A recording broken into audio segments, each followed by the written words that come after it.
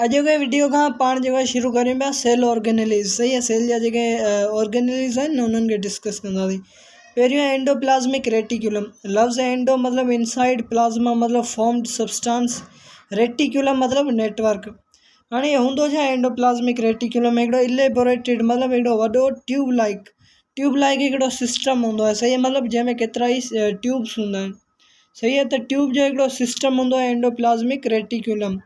ऐं ठहियलु छा जो हूंदो आहे, लिपोप्रोटीन जो ठहियलु हूंदो आहे। केरु पुछा करे एंडोप्लाज़्मिक रेटिकुलम छा जो ठहियलु आहे, त जवाबु तव्हांजो छा हुजणु घुरिजे, लिपोप्रोटीन। त इहो MCQs बि थी सघे थो किथे कंहिं बि जेको आहे टेस्ट वग़ैरह में, त तव्हां लाइ हीउ इंपॉर्टेंट आहे, लिपोप्रोटीन जो ठहियलु हूंदो आहे एंडोप्लाज़्मिक रेटिकुलम। पोइ अॻिते छा आहे, form a complex network of channels extended from plasma membrane to nuclear membrane called endoplasmic reticulum. हाणे हीउ जेको एंडोप्लाज़्मिक रेटिकुलम आहे न, इहो चैनल हूंदा आहिनि हिन में। चैनल या खणी जो पाण जेके आहे ट्यूब्स, हिकिड़ा ही ट्यूब तव्हां ॾिसी सघो था, ही ट्यूब आहिनि ऐं हीअ जेके आहिनि ही चैनल्स आहिनि। सही, ही चैनल्स आहिनि। त पंहिंजो तव्हां डिफाइन करे सघो था त एंडोप्लाज़्मिक रेटिकुलम छा हूंदो आहे, network of channels and tubes. ॿ शयूं चई सघो था, network of channels and tubes. सही है, हिन खे पाण चवंदा आहियूं चैनल्स। ही जेके आहिनि हिननि खे चैनल्स चइबो आहे। त एंडोप्लाज़्मिक रेटिकुलम जेको आहे नेटवर्क हूंदो आहे ट्यूब्स ऐं जेको आहे चैनल्स जो। ठहियलु छा जो हूंदो आहे, लिपोप्रोटीन जो ठहियलु हूंदो आहे। ऐं जेको आहे हिन में जीअं पंहिंजी हिकिड़ी कंट्री कंहिं मुल्क में जीअं रोड हूंदा आहिनि न, अहिड़े नमूने हिन में जेको आहे ही हूंदा आहिनि चैनल्स। हीअ तव्हां चैनल ॾिसो, हीअ जेको रोड हुजनि, कंहिं मुल्क जा रोड जीअं हूंदा आहिनि न, अहिड़े नमूने जेको आहे ही बि जेको आहे चैनल्स कंहिं रोड वांगुरु हूंदा आहिनि। एंडोप्लाज़्मिक रेटिकुलम जा ॿ टाइप हूंदा आहिनि। पहिरियों टाइप आहे अग्रेन्यूलेटेड या स्मूथ एंडोप्लाज़्मिक रेटिकुलम। हाणे हिते जेको आहे न, हीअ जेको हिसो ॾिसो पिया, हीअ स्मूथ आहे। या अग्रेन्यूलेटेड मतिलबु हिन में जेको आहे ग्रेन्यूल्स न मौजूदु हूंदा आहिनि। छा जा, राइबोसोम्स। हिते जेके ग्रेन्यूल चइबो आहे न, उहे राइबोसोम जा आहिनि। जेकॾहिं अग्रेन्यूलेटेड लिखियलु आहे त उहो मतिलबु स्मूथ आहे, मतिलबु हुन ते जेको आहे राइबोसोम मौजूदु न आहिनि। ॿियो टाइप आहे ग्रेन्यूलेटेड या खणी रफ एंडोप्लाज़्मिक रेटिकुलम। हीअ जेको तव्हां ॾिसो पिया न, हीअ एतिरो हिसो, त इहो जेको आहे पंहिंजो रफ एंडोप्लाज़्मिक रेटिकुलम आहे, या खणी चऊं ग्रेन्यूलेटेड एंडोप्लाज़्मिक रेटिकुलम। सही है। पोइ अॻिते आहे, usually cell contains both type of endoplasmic reticulum in different ratios according to their function. हाणे जेको आहे पंहिंजे हर सेल में अक्सर करे जेको आहे तक़रीबन सेल्स में जेको आहे एंडोप्लाज़्मिक रेटिकुलम जा ॿई टाइप मौजूदु हूंदा आहिनि, स्मूथ तोड़े रफ ॿई मौजूदु हूंदा आहिनि। पर कुझु अहिड़ा सेल हूंदा आहिनि जिन में सिर्फ़ु हिकिड़ो टाइप मौजूदु हूंदो आहे। हिते एग्ज़ाम्पल बि लिखियलु आहे। मिसाल तौरु हीअ जेको आहे न, हीअ चए थो स्केलेटल मसल जेके हूंदा आहिनि। स्केलेटल मसल कहिड़ा, जेके पंहिंजे स्केलेटन सां, बॉडी जो जेको ढांचो आहे न, हुन सां अटैच थियल हूंदा आहिनि न, उन्हनि मसल्स खे पाण चवंदा आहियूं स्केलेटल मसल। पंहिंजे पेरनि ऐं जेको हथनि में जेके मसल्स मौजूदु आहिनि उन्हनि खे पाण चवंदा आहियूं स्केलेटल मसल। हाणे इहे ठहियलु हूंदा आहिनि फाइब्रस सेल्स जा। हाणे इन्हनि सेल्स में छा हूंदो आहे, स्मूथ जेको आहे स्मूथ टाइप हूंदो आहे एंडोप्लाज़्मिक रेटिकुलम जो। सही है, सिर्फ़ु स्मूथ हूंदो आहे। हीअ MCQs थी सघे थो। त जेको आहे पंहिंजे मसल फाइबर्स में या खणी चऊं स्केलेटल मसल जा जेके सेल आहिनि न, फाइबर्स आहिनि, उन्हनि में कहिड़ो जेको आहे एंडोप्लाज़्मिक रेटिकुलम मौजूदु हूंदो आहे, स्मूथ मौजूदु हूंदो आहे, जंहिंखे पाण चवंदा आहियूं सार्कोप्लाज़्मिक रेटिकुलम। सही है, त इहो हूंदो आहे पंहिंजे मसल्स में। हाणे हर कंहिं में लाज़मी न आहे त ॿई मौजूदु हुजनि, हिन मां पाण खे इहा ख़बर पई। सही है, कंहिं में स्मूथ हूंदो, कंहिं में रफ हूंदो, जंहिंजो जिते फंक्शन हूंदो उते मौजूदु हूंदो। पहिरियों आहे रफ एंडोप्लाज़्मिक रेटिकुलम या खणी शॉर्ट फॉर्म में पाण चई सघंदा RER। हाणे इहो टाइप आहे एंडोप्लाज़्मिक रेटिकुलम जो, सिंपल ॻाल्हि आहे, which is heavily coated with ribosomes. हाणे इन जे करे ई जेको आहे पाण हिन खे रफ चवंदा आहियूं। हिन ते जेको आहे न राइबोसोम, हिन जी सरफेस आहे मिसाल तौरु हीअ न, त हिन ते राइबोसोम मौजूदु हूंदा आहिनि। सही है, राइबोसोम जो कमु छा हूंदो आहे, प्रोटीन ठाहिणु। सही है, त केरु पुछा करे रफ एंडोप्लाज़्मिक रेटिकुलम छाजे करे रफ हूंदो आहे, छो त हिन ते ज़रड़ा मौजूदु हूंदा आहिनि जिन खे पाण राइबोसोम चवंदा आहियूं। ऐं राइबोसोम जो कमु छा हूंदो आहे, प्रोटीन ठाहिणु हूंदो आहे। सही है, त इनडायरेक्टली पंहिंजे रफ एंडोप्लाज़्मिक रेटिकुलम जो छा फंक्शन थियो, प्रोटीन सिंथेसिस। सही है, पोइ चए थो हीअ जेको आहे न पंहिंजो रफ एंडोप्लाज़्मिक रेटिकुलम अहिड़े सेल्स में मिले थो जेके प्रोटीन खे ठाहिनि था। सही है, उन्हनि में तमामु घणे प्रोपोर्शन में, घणे मिक़दार में मिले थो rough endoplasmic reticulum. The process of translation during protein synthesis take place here. हाणे पाण पढ़ियो आहे प्रोटीन सिंथेसिस में ॿ स्टेप हूंदा आहिनि। हिकिड़ो हूंदो आहे ट्रांसक्रिप्शन, जेको आहे जीन जो ठहणु DNA मां। सही है, ऐं ॿियो हूंदो आहे ट्रांसलेशन। राइबोसोम जी हेल्प सां जेको आहे पंहिंजे प्रोटीन जो ठहिणु। त जेको प्रोटीन जे ठहण जो जेको प्रोसेस आहे ट्रांसलेशन, उहो किथे थिए थो, पंहिंजे रफ एंडोप्लाज़मिक रेटिक्यूलम में थिए थो। अॻिते छा आहे, after synthesis the protein is either stored in cytoplasm, या त हिन खे साइटोप्लाज़म में जेको आहे जमा करे छॾींदा आहिनि प्रोटीन खे, या त छा थींदो आहे हिन खे एक्सपोर्ट कंदा आहिनि सेल जेको आहे आउट ऑफ सेल, सेल जे ॿाहिरि जंहिं बि जॻह ते जेको आहे हिन जी ज़रूरत हूंदी उते जेको आहे हीअ मुंतकिल करे छॾींदा। हाणे उहो छाजे ज़रिए मुंतकिल कंदा, चैनल्स जी मदद सां। मिसाल तौरु हीअ पाण वटि 2 सेल्स आहिनि, हिकिड़ो हीअ सेल आहे, ॿियो हीअ सेल आहे। हाणे हिते पंहिंजो जेको आहे रफ एंडोप्लाज़मिक रेटिकुलम मौजूदु आहे, सही आहे। हिन में पंहिंजा राइबोसोम मौजूदु आहिनि, राइबोसोम प्रोटीन ठाहींदा।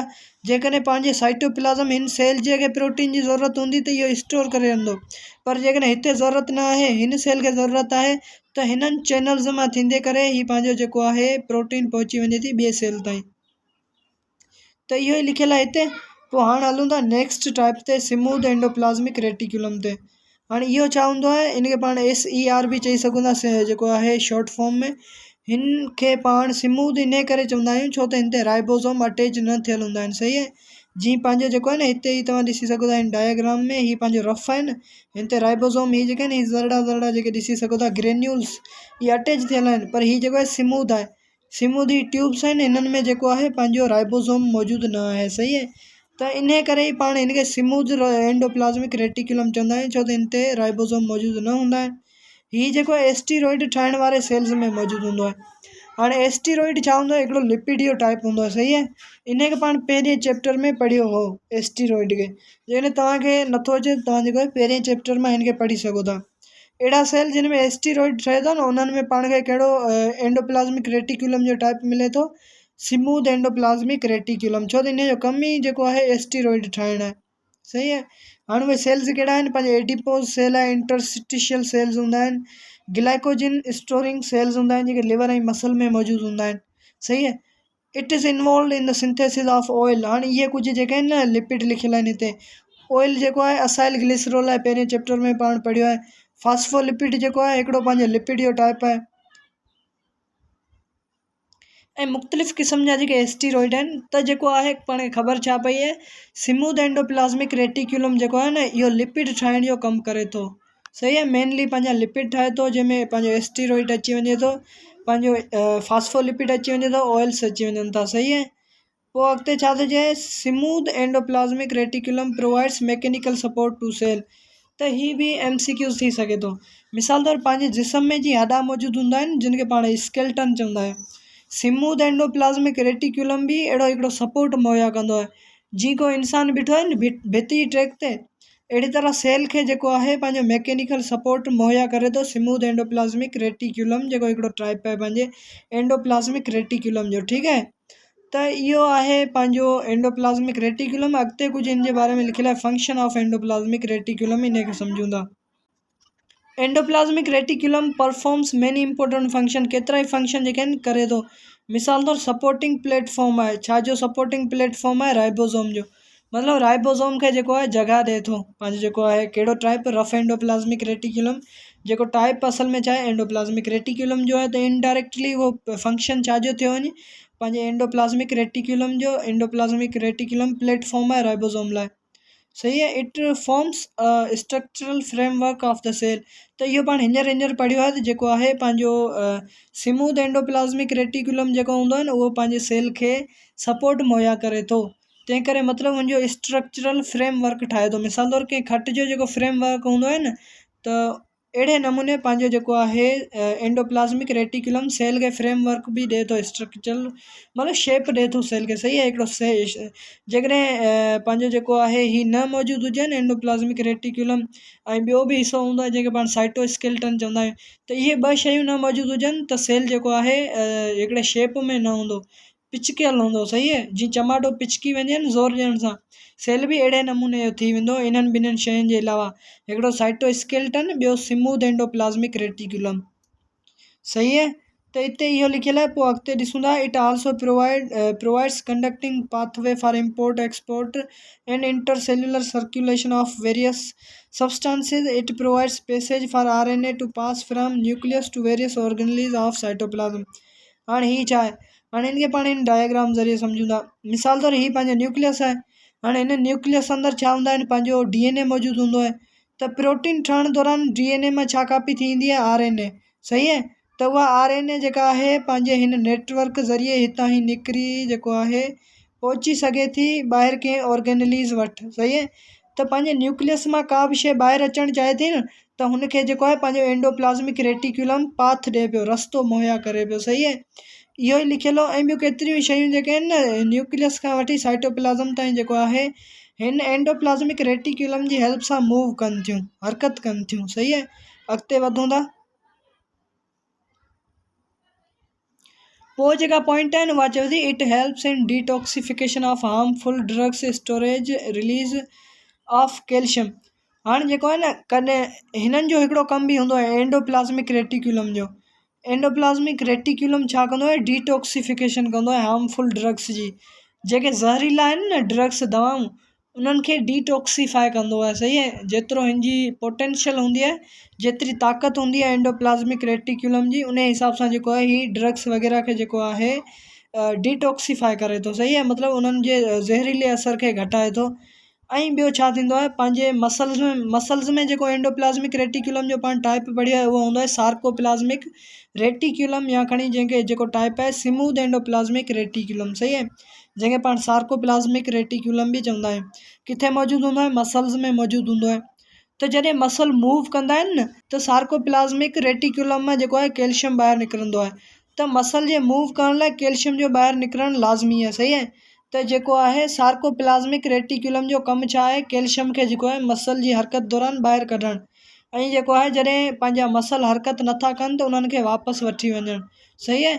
त स्टोरेज एंड जेको आहे रिलीज़ जेको आहे पंहिंजे कैल्शियम जो, उहो केरु करे थो, पंहिंजे स्केलेटल मसल में हिकिड़ो टाइप हूंदो आहे पंहिंजे हुनजो एंडोप्लाज़्मिक रेटिक्यूलम जो, जंहिंखे पाण चवंदा आहियूं सार्कोप्लाज़्मिक रेटिक्यूलम, उहो कंदो आहे। सही। कैल्शियम खे रिलीज़ ऐं स्टोर कंदो आहे।